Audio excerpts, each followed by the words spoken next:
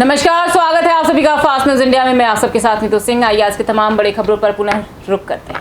सद्दाफ फातिमा से विमलेश कुमार की एक खास मुलाकात। जी हां, यूपी के गाजीपुर जिले के काशिमाबाद तहसील के अंतर्गत गंगौली विधानसभा जाहुराबाद के पूर्व मंत्री सद्दाफ फातिमा से fast news India bureau chief Vimlesh Kumar ने एक खास मुलाकात की, जिसमें सद्दाफ फातिमा ने बताया कि जब मैंने चुनाव लड़ा 2007 और 2012 में, तो मेरा एक ही मुद्दा था। मैंने सभी चुनाव विकास के नाम पर लड़े और वो काम मैंने किया। उसी तरह इस बार भी जो मेरा चुनाव का मुद्दा होगा वो सिर्फ विकास का होगा, जो पूर्ण निष्ठा और लगन से करूंगा। देखिए बलिया से विमलेश कुमार की रिपोर्ट। तो जाहुराबाद विधानसभा के अंतर्गत जो यहाँ पे सैदा फातिमा जी के गृह आश्रम पर मैं उपस्थित हूँ और आप लोगों को मुलाकात करा रहा हूँ, जो इनसे कुछ बातों से मैं अवगत कराऊंगा। तो मैं जानना चाहता हूँ कि इस कोरोना महामारी में जो गरीब परिवार के जो लोग जूझ रहे हैं और आपके द्वारा इस क्षेत्र में और इस क्षेत्र के अलावा और भी क्षेत्रों में क्या कदम उठाया गया और गरीबों के प्रति क्या योगदान दिया गया, उसके बारे में थोड़ा जानकारी में अवगत कराएं। इस महामारी के समय में तमाम लोगों के सामने आर्थिक संकट है और करने को कोई मास्क बांट देता है, कोई कुछ कर देता है, लेकिन वो कहीं दूर चला जाता है। लोगों में जागरूकता फैलाने की बात हुई और कितने ही परिवार हैं उसके बारे में कहना उचित नहीं होगा जिनके सामने बड़ी समस्या है। तो हम लोग ये मानते हैं कि दाएं को दिए तो बाएं हाथ को खबर नहीं। ऐसे बहुत तेरे परिवारों की आर्थिक मैं कुछ ऐसे भी गांव है जो लोहिया गांव से चुने गए हैं, जिसमें कुछ आपका योगदान रहा है। जो ऐसे गांव में ऐसे लोग हैं जो बिल्कुल यतीम, जो अपना मजदूरी करके भी अपना घर नहीं बना पाएंगे, लेकिन उस गांव में मैं एक महड़ौती गांव को जानता हूं। वो ऐसा ग्राम सभा है, उसमें ऐसे यतीम लोग थे जिनको आपने महड़ौ ग्राम सभा को चुनकर लोहिया आवास में लिस्ट में नाम डाला और उस नाम डालने के बाद लोहिया आवास जो है सभी लोगों को मिला जो यतीम वर्ग के लोग थे, और पाकर आज इतने खुश है जो आपकी तारीफ करते हैं। और आपके द्वारा ठीक है उन लोगों का जो कल्याण हुआ है और जो वो छप्पर से एक अच्छे ईटे की मकान में रह रहे शकुन से, वो उनके लिए जो है आपने ये कुछ बातें बताए। मैं उनको कुछ अवगत कराना चाहता हूँ आपकी बातों से। क्या उनके बारे में कहना चाहेंगे आप?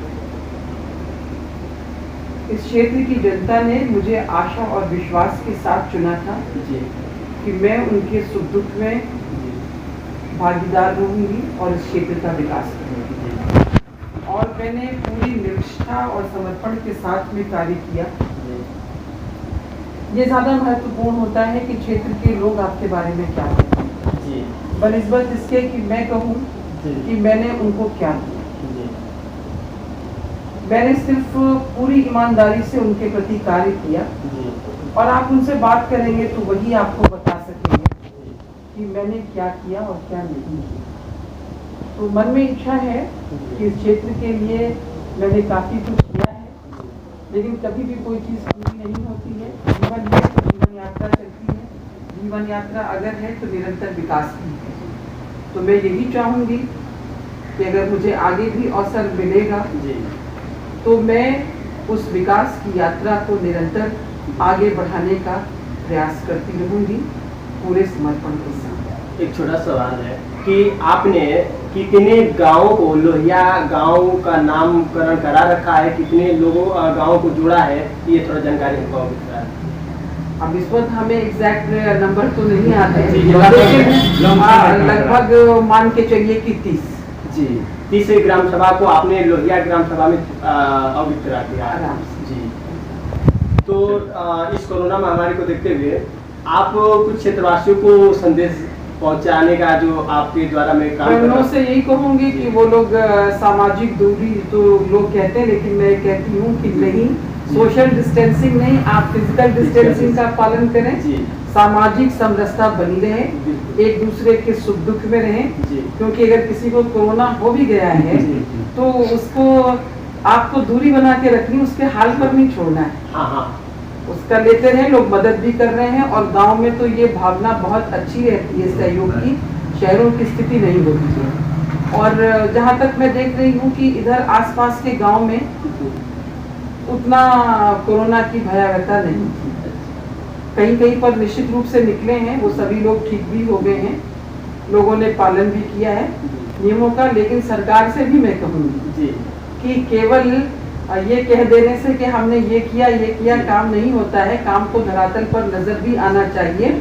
और अब तक जो भी नजर आ रहा है वो जब 12 में सरकार बनी थी, हम लोग मंत्री थे, उसी समय के काम है। आज भी अगर आप हमारी विधानसभा में निकल जाएंगे तो आपको जितने शिलापुर ज्यादातर आपको दिखेंगे। बिल्कुल आप ही का नाम दिखेंगे। हालांकि कई जगह ये भी आया कि कुछ लोगों ने उसे बाकायदा रंभे से गिरफ्तार की कोशिश की, तो मैंने कहा कि चलो कोई बात नहीं है, ये उनकी सोच है।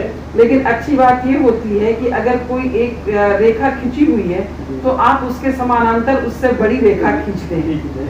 चंद रुपयों के लालच में लोगों की जान से समझौता। जी हां, उत्तराखंड के जिला उधम सिंह नगर के सुल्तानपुर पट्टी से है, जहां सुल्तानपुर पट्टी में कोसी नदी पार कराने के लिए कुछ ट्रैक्टर स्वामी महज मामूली रुपयों के लालच में दूसरों की जिंदगी को दांव पर लगा रहे हैं। ट्रैक्टर चालक बाइकों को ट्रैक्टर के पीछे बांधकर नदी को पार कराते दिखाई दे रहे हैं। बता दें कि मानसून के मौसम में कोसी नदी का जलस्तर पहाड़ों पर होने वाली तेज बारिश के चलते ज्यादा हो जाता है। इतना ही नहीं, रामनगर से कोसी नदी में कई बार अधिक पानी भी छोड़ा जाता है। लेकिन इतना सब होने के बाद भी यह ट्रैक्टर चालक खतरे को अंजाम देने से पीछे नहीं हटते। आपको बता दें कि सुल्तानपुर पट्टी के मानकी घाट से कोसी नदी पार करने के बाद काशीपुर के तरफ रास्ता जाता है, जहां लोग हाईवे से ना जाकर कोसी नदी पार कर जाते हैं। वहीं जब इस मामले में बाजपुर एसडीएम एपी वाजपेयी से बात की गई तो उन्होंने बताया कि मीडिया के द्वारा मामला संज्ञान में लिया गया है, जिस पर त्वरित कार्रवाई करते हुए पुलिस को मौके पर भेजा जा रहा है और लोगों की जान को खतरे में डालने वाले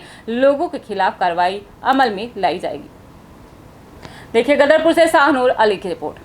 कोसी नदी चूँकि इसका जलस्तर कभी कभी पहाड़ों में जब बारिश होती है अचानक से बढ़ भी जाता है। इसके अलावा रामनगर से भी पानी छोड़ा जाता है, तो इस तरह से करना ये अपने आप में ख़तरनाक है। जब भी हमें डिस्चार्ज की सूचना रामनगर से मिलती है तो हम लोग अनाउंसमेंट भी करते हैं, लेकिन कुछ लोगों द्वारा, आम नागरिकों द्वारा इस तरह का ये कृत्य किया जा रहा है, ये कतई सही नहीं है। तो इसमें मैंने पुलिस से बात की है और निर्देशित किया है कि जितने भी ट्रैक्टर इस काम में इन्वॉल्व हैं उनको चिन्हित करके उनके विरुद्ध कार्रवाई की जाएगी। सब बाढ़ चौकियों का जो कॉन्सेप्ट है वो थोड़ा सा अलग है। वो एक निश्चित स्थान पे होती हैं। उनके क्षेत्र में कुछ गांव विशेष आते हैं कि यदि वहाँ बाढ़ की संभावना आती है तो उनको कैसे रिहेबिलिटेट करना है, त्वरित सहायता कैसे दी जानी है।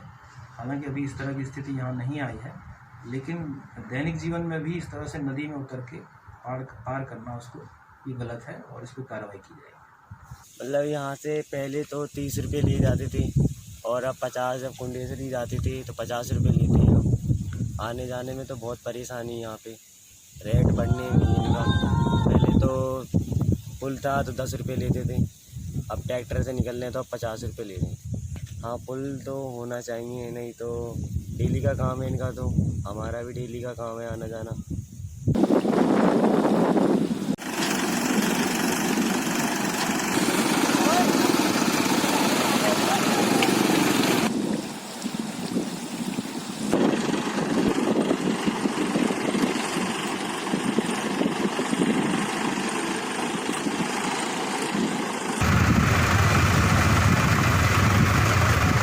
प्रदेश सरकार की गड्ढा मुक्त योजना फेल। जी हां, यूपी के जौनपुर जिले के खेतासराय थाना क्षेत्र अंतर्गत अर्जुनपुर ग्राम सभा में सड़कों की दशा, दयनीय रास्ते में बड़े बड़े गड्ढा हमेशा दुर्घटना को दावत दे रहे हैं, जिस पर किसी भी जिम्मेदार का ध्यान नहीं जा रहा है।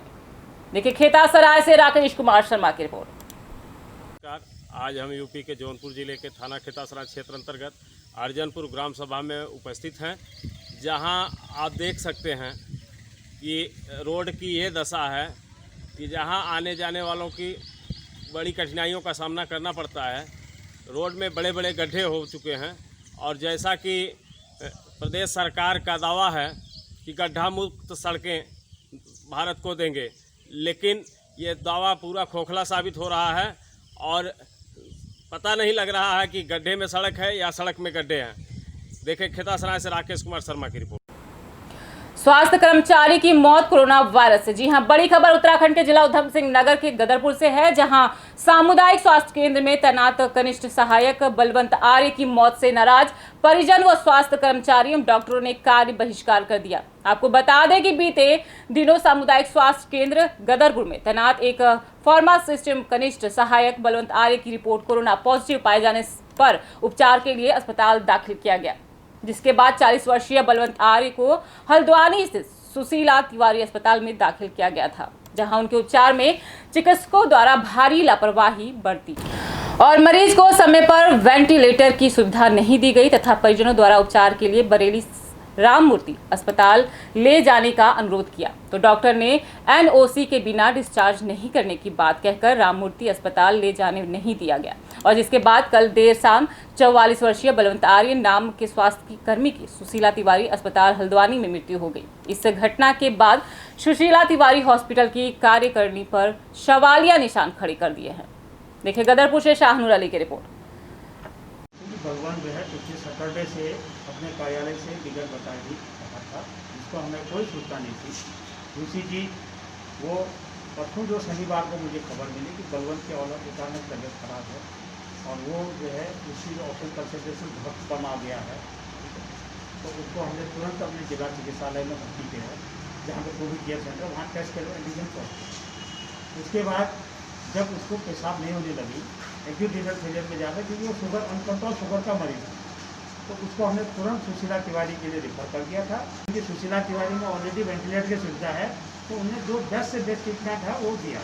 लेकिन कल शाम को जो बाद में रात को जब मुझे ये मालूम पड़ा कि उसकी अचानक मृत्यु हो गई है, ये भी मैंने सुशीला तिवारी अपने सूत्र से कहा। आगे देखूँगा कल की कार्रवाई, जो भी उनको कोरोना की फैसिलिटी को मिलने वाला होगा वो मिलेगा।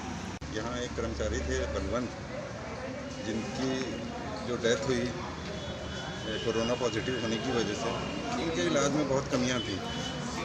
वहाँ पर कोई एनओसी वगैरह मांग रहे थे हॉस्पिटल पे। विभाग के आदमी के साथ जब ऐसा होगा तो एक आम आदमी के साथ कैसे होगा?